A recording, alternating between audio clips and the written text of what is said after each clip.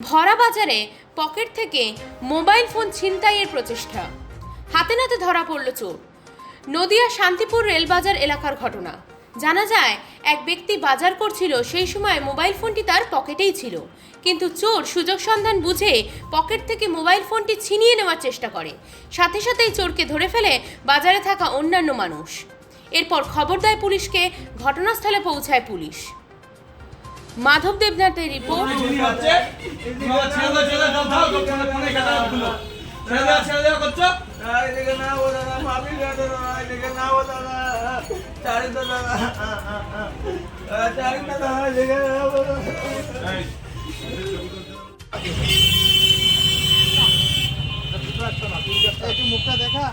দেখে একটু মুখটা দেখা।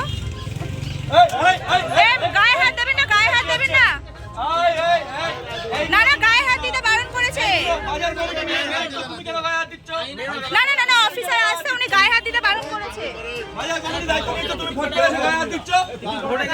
না না না না, গায়ে হাত দেবেন। আচ্ছা, উনি কি চুরি করতে গিয়ে ধরা পড়েছে? মোবাইল। আচ্ছা, মামা কোথায়?